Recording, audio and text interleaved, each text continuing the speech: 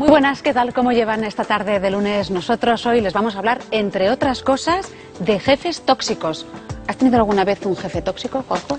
Bueno, Marta, no me hagas hablar aquí ahora en directo, pero yo creo que quien más, quien menos alguna vez se ha encontrado con personas difíciles en el trabajo. ¿Saben que existe un barómetro que mide los riesgos psíquico-sociales en el entorno laboral? Es el barómetro Cisneros y de él nos hablará el profesor y psicólogo Iñaki Piñuel. También tendremos tiempo para hablar de la felicidad, a la que cada día y como norma le dedicamos 4 minutos, más o menos el tiempo que también tardaremos en resolver la encuesta de hoy que les planteábamos y que en nuestro tramo final resolveremos con la ayuda de todos ustedes. Pues entramos enseguida en materia, hablamos de los riesgos en nuestro entorno laboral y las consecuencias de sufrir una mala gestión a la hora de organizar una empresa. Tenemos con nosotros a uno de los mayores expertos en riesgos psicosociales en el trabajo. Estamos junto a Iñaki Piñuel, pionero en la investigación y divulgación del acoso psicológico o mobbing y autor de la dimensión interior que tenemos aquí.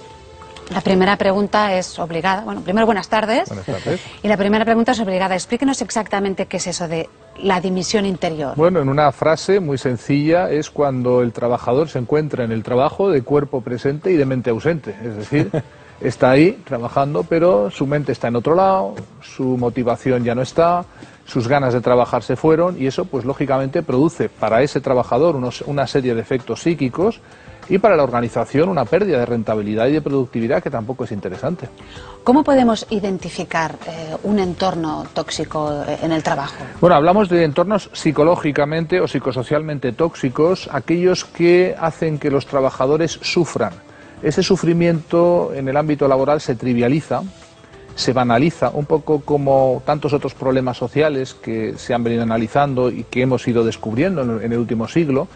Y esa trivialización y banalización hace que con el tiempo tengamos que aclimatarnos a esas condiciones laborales, muchas veces inadmisibles, inaceptables, injustas, incluso muchas de ellas que son claramente ilegales, que no están cubiertas por la legislación y lo que permite la actual regulación laboral, pero que sin embargo producen daños en los trabajadores y esos trabajadores se convierten tarde o temprano en víctimas de estos entornos que llamamos psicológica o psicosocialmente tóxicos. Profesor, pero el hecho de organizarse, las organizaciones podrían frenar este mal ambiente de alguna manera. No solo podrían, sino que están obligadas a hacerlo, porque la ley actual establece en la organización una posición de garante. No vamos a un trabajo que esté desregulado. Las empresas tienen cierta libertad de organizar el factor dispositivo en la producción, pero sí tienen que garantizar que determinados riesgos laborales estén cubiertos. No solamente el de caerse por un andamio, el de lastimarse, el de estar expuesto a una sustancia radioactiva o tóxica, sino también estos riesgos que proceden de las relaciones humanas en el trabajo, muy claramente, a veces de relaciones que se convierten en relaciones tóxicas, y eso es lo que lleva a que tarde o temprano muchos de estos trabajadores queden en situaciones de incapacidad laboral transitoria o a veces definitiva, porque se puede dañar muy gravemente. Profesor, en su libro hace hincapié a un síndrome, el síndrome del superviviente. Bueno, esto está ahora muy a la orden del día. Los trabajadores, cuando saben que en una empresa sobran 500 y no sabemos muy bien quiénes se van a ir a la calle, pues se desencadena esto que yo he denominado síndrome del superviviente, que está bastante investigado en algunos países y que consiste pues en que sale lo peor de la naturaleza humana, es decir, que los compañeros de trabajo, antiguos compañeros, se convierten en mutuos depredadores, intentan perjudicar el trabajo del otro, justamente para intentar sobrevivir a ese ERE, para intentar que sea yo el que me quede y el otro el que se va. Eso pues termina con la cooperación, con la colaboración, con el valor añadido, con el trabajo en equipo, y esto además de ser un problema de sufrimiento humano, que lo es también un problema para la organización en la que esto se produce. Fue una de las primeras personas en España que pronunció la palabra mobbing, ¿no? De hecho, fue uno de los primeros que habló en un libro ampliamente y ahora, pues quizás lo del mobbing más o menos la gente ya sabemos de qué se trata, pero ¿existe más mobbing ahora? Sí, sabemos que en los últimos años, sobre todo a partir de 2007 en adelante, con el amanecer de los primeros coletazos de la crisis, han ido incrementándose las tasas de acoso en España. Esto se debe a varios fenómenos, pero uno principal es el hecho de que los trabajadores se ven obligados a tragar, entre comillas, con estas situaciones, tienen más miedo de denunciarlas, de hacerles frente, y eso pues es aprovechado, desgraciadamente, por algunos compañeros, jefes sin escrúpulos, que aprovechan para entre comillas, vamos a decirlo, sacar la mano a pasear, maltratar, hostigar, perseguir o arrinconar a esos trabajadores que son siempre las víctimas de mobbing, aquellos que por alguna razón son o se han vuelto amenazantes para los que los acosan. Es cierto que las tasas de mobbing se han incrementado con la crisis. Estamos hablando de riesgos psicosociales, de lo que le afecta a uno pues estar en un entorno de trabajo hostil, pero más hostil es estar sin trabajo, ¿no? Claro, son dos males. El paro es un mal y el acoso es un mal, pero que haya mucho paro no quiere decir que los que están trabajando tengan que someterse a cualquier tipo de condición laboral, por tóxica que ésta sea. Es cierto que ahí queda un consuelo, por lo menos tengo trabajo, pero fíjate que eso es el factor que está explicando el agravamiento de muchos entornos laborales, este mal clima, este enrarecimiento y en algunos casos cómo las tasas de acoso avanzan gracias a la irrupción de determinados directivos, vamos a decir sin escrúpulos, lo que llamamos killers, que son realmente los que en la crisis muchas veces están valorados porque son los especialistas en quitar de la circulación, cortar, reducir, cortar cabezas y lo hacen muy bien porque precisamente carecen de ese tipo de emoción o de empatía. Y porque los han contratado para ello, ¿no? Además, son contratados muchas veces para ello y si no, promocionan gracias a que son así.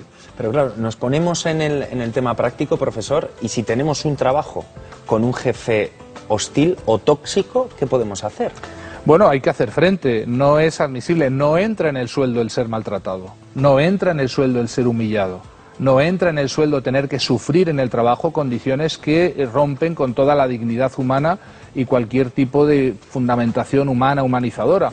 Y luego además está la ley. Sabemos que desde el año pasado, con la entrada en vigor del nuevo Código Penal, hay una nueva legislación que impide que uno sea maltratado, por lo menos se puede denunciar.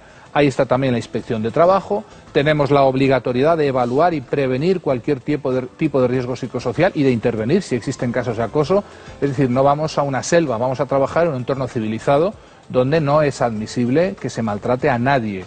Y si no, ahí está el Estado, o debería estar, y ahí están los poderes públicos, ahí están los jueces, y ahí está la vigilancia que debe realizarse en las organizaciones para que esto no ocurra. En su libro también hace mención a estos directivos tóxicos y hace referencia a que la mayoría de ellos pueden tener problemas de personalidad. Es decir, ellos mismos son víctimas de ellos mismos.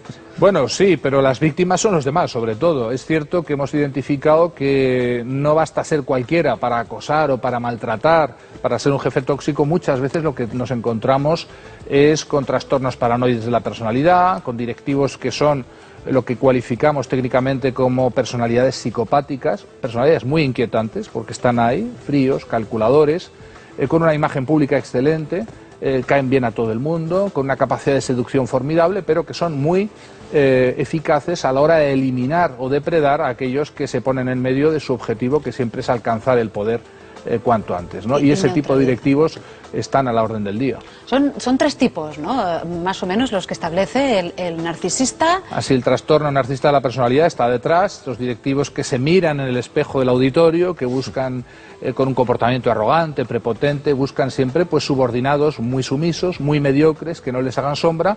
Y claro, cuando aparece algún paracaidista por allí, alguno que puede ser amenazante, pues suele ser víctima del acoso o de otras tecnologías para eliminarlo limpiamente. Y después también, bueno, ocurre el caso de el paranoide, ¿no?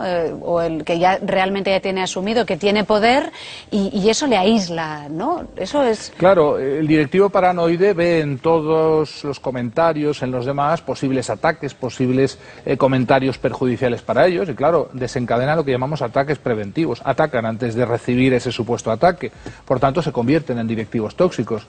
Hay un dato muy interesante y curioso que es cuanto más arriba vamos en el escalafón jerárquico de las empresas y organizaciones, mayores dosis de paranoidismo encontramos en los cuadros directivos.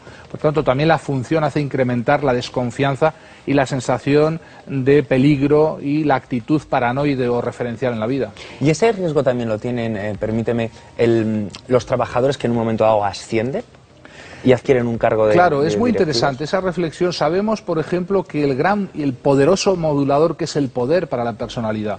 Sabemos que el poder produce cambios permanentes en la personalidad. Eso que todos conocemos, gente que estaba con nosotros al mismo nivel, han promocionado y aquello que es cómo has cambiado. Siempre cuando se ha dicho que el poder ¿verdad? corrompe, de alguna manera. El poder corrompe y el poder absoluto corrompe absolutamente, pero el pequeño poder también corrompe. El pequeño poder que se le puede dar a un jefe mediano, un mando intermedio, produce cambios sorprendentes. Personas que no eran así se vuelven así. Y es con la pretensión siempre habitual que tenemos todos de pensar que eso a mí no me pasará.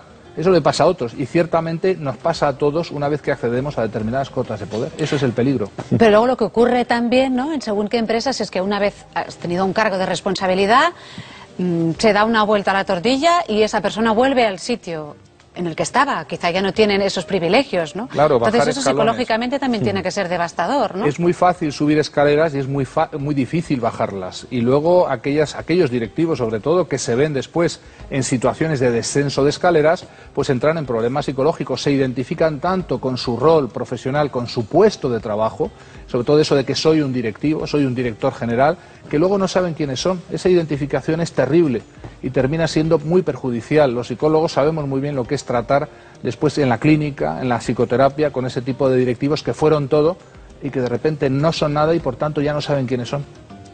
¿Y cómo se mide o cómo funciona el barómetro Cisneros? El barómetro Cisneros es una herramienta que creamos en la Universidad de Alcalá. Le dimos nombre porque nuestro fundador, el cardenal Cisneros, tenía ese nombre y a partir del año 2000-2001 comenzamos a evaluar periódicamente en España cuánto era el tamaño de determinados riesgos psicosociales, sobre todo muy especialmente centrados en el mobbing, en el acoso psicológico en el trabajo.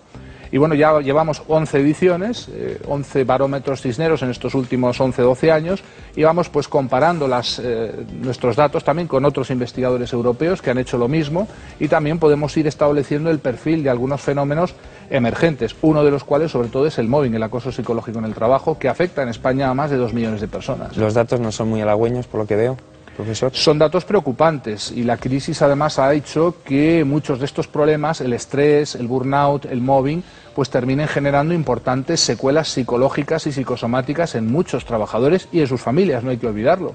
La crisis es es un modulador que hace que esa aclimatación deba ser mayor por el miedo al paro, por el miedo a quedarse sin trabajo o a cambiar de trabajo, cosas que no ocurren cuando no hay crisis. Un último consejo, así como muy rápido, ¿no? ¿Qué se le puede decir a una persona que ha sufrido mobbing o que está sufriendo mobbing para que pueda levantarse cada día y pensar, bueno, tengo que ir a trabajar, pero esto es lo mío? ¿Cómo podemos realmente fortalecernos, ¿no?, ante esta situación? Lo más importante que hay que decirle a la víctima de acoso es que es inocente. Usted, si está sufriendo acoso, no hay nada que justifique la situación de que le hostiguen.